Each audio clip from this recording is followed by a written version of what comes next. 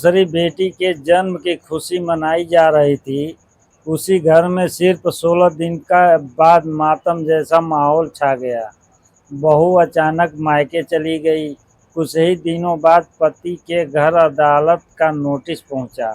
दहेज उत्पीड़न का मामला दर्ज हो चुका था। पति, माँ, बाप और रिश्तेदार सबके नाम मुकदमे में थे। गहने बेचकर तारीख पर जाना पड़ा। आखिर सच क्या था? क्या यह परिवार कभी संभल पाया? आइए जानते हैं एक कहानी में। उत्तर प्रदेश के एक छोटे से गांव में रोहित नाम का एक मेहनती युवक रहता था। उसके माता पिता किसान थे। परिवार बहुत अमीर नहीं था, लेकिन ईमानदारी और मेहनत से जीवन चलता था। रोहित की शादी पास के गांव की कविता से बड़े धूमधाम से हुई। शादी के बाद पूरे गांव ने कहा, दोनों की जोड़ी बहुत अच्छी है। शुरुआत के दिन महीनों में खुशी से बीते। कुछ समय बाद उनके घर पहली बेटी का जन्म हुआ। रोहित ने बेटी को गोद में उठाकर कहा, बेटी हो या बेटी, बेटा हो या बेटी, मेरे लिए दोनों भगवान का आशीर्वाद है। पूरा परिवार खुश था। समय बीतता गया। कुछ साल बाद कविता दूसरी बार माँ बनने वाली थी। घर में फिर से खुशियों का माहौल था। भगवान की कृपा से दूसरी बार एक प्यारी सी बेटी पैदा हुई। रोहित ने मिठाई बांटी। दादा दादी ने बच्चे को गले लगाया, लेकिन किसी को नहीं पता था यह खुशी ज़्यादा दिन टिकने वाली नहीं है। दूसरी बेटी जन्म के सिर्फ 16 दिन बाद सुबह कविता बिना किसी को बताए अपने दोनों बेटियों को छोड़कर मायके चली गई। घर वाले ने सोचा कि शायद कुछ दिनों के लिए गई होगी, लेकिन 3 दिन बाद वह वापस नहीं आई। रोहित ने फ़ोन किया, कविता ने फ़ोन उठाया। आखिर वह खुद ससुराल पहुंचा। वहां पहुंचते ही माहौल बदल गया। ससुराल ने गुस्से से कहा ससुर ने गुस्से से कहा, अब यहाँ क्या आए हो? रोहित हैरान रह गया। उसने कहा, मैं मैं अपनी पत्नी और बच्चे को देखने आया हूँ। लेकिन किसी ने उसकी बात नहीं सुनी। कुछ दिनों बाद डाक से अदालत का नोटिस आया। नोटिस पढ़ते ही रोहित के पैरों तले जमीन खिसक गई। उसने दहेज, प्रताड़ना और मारपीट जैसे गंभीर आरोप लगाए थे। केवल रोहित ही नहीं, उसके बूढ़े माता पिता, चाचा और कुछ रिश्तेदारों के नाम मुकदमे में शामिल थे। गांव के यह खबर आग की तरह फैल गई। लोग तरह तरह की बातें करने लगे। कोई कहता, इतना सीधा परिवार ऐसा कैसे कर सकता है?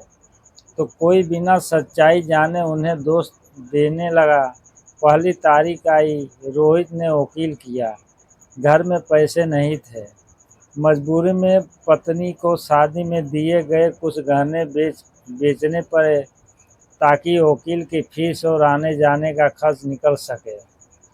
हर महीने अदालत की तारीख पड़ती। सुबह 4 बजे उठकर बस पकड़नी पड़ती। पूरा दिन अदालत के बाहर इंतजार करना पड़ता। शाम को थके हुए घर लौटते थे। खेती का काम भी प्रभावित होने लगा। रोहित की माँ रात रात भर रोती थी। वह कहती थी, हमने तो बहू को बेटी माना था, आखिर हमसे ऐसी कौन सी गलती हो गई?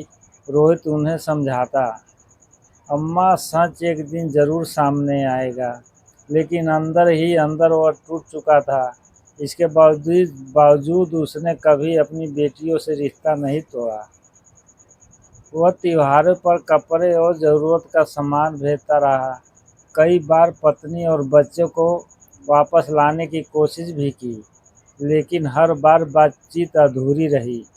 मुकदमा चलता रहा। साल बीतते गए। फिर एक दिन अचानक एक ऐसी खबर आई जिसने पूरे परिवार को चौंका दिया।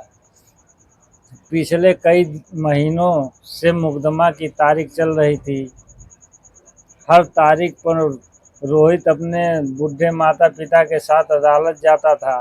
कभी सुनवाई होती थी, कभी अगली तारीख मिल जाती थी। धीरे धीरे घर की जमा पूंजी खत्म होने लगी। खेती से जितनी कमाई होती उसका बड़ा हिस्सा वकील और आने जाने के खर्च हो जाता। एक दिन रोहित की माँ रोते हुए बोली, बेटा हमने तो कभी किसी का बुरा नहीं किया, फिर भगवान हमारी इतनी कठिन परीक्षा क्यों ले रहे हैं।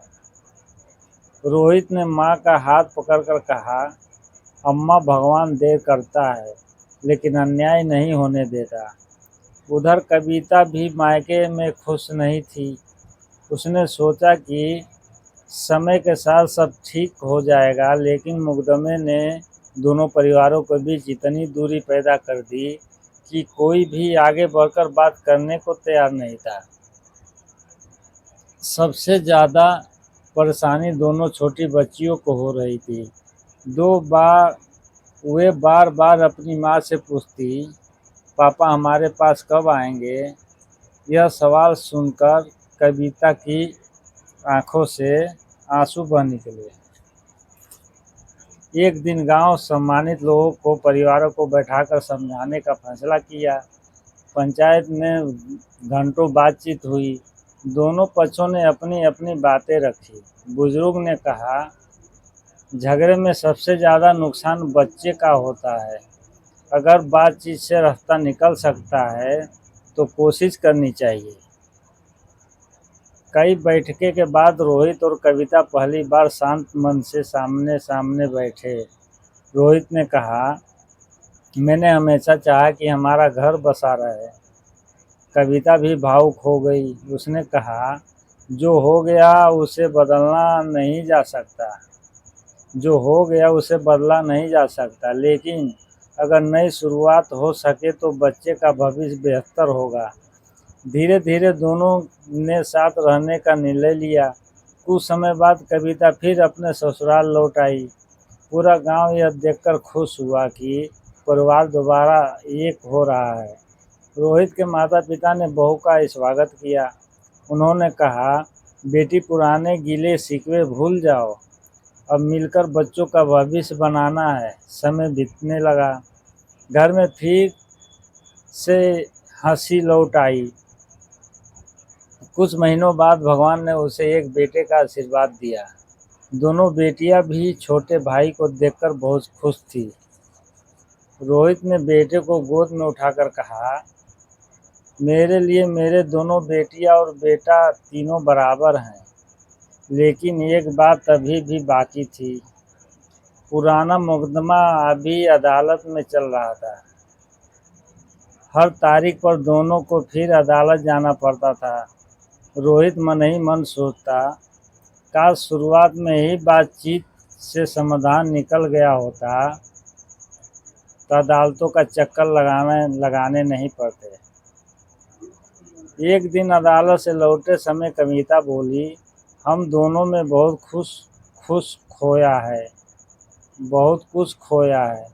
अब अपने बच्चों को यही सिखाएंगे कि गुस्से में लिया गया फैसला पूरे परिवार की ज़िंदगी बदल सकता है। रोहित मुस्कुराया और बोला, अब हमारा लक्ष्य केवल बच्चों की अच्छी परवरिश की है। धीरे धीरे परिवार ने नई ज़िंदगी शुरू कर दी। पुराने घाव पूरी तरह तो नहीं भरे, लेकिन उन्होंने भविष्य की ओर देखना सीख लिया। पति पत्नी के विवाद में सबसे ज़्यादा असर बच्चों पर पड़ता है।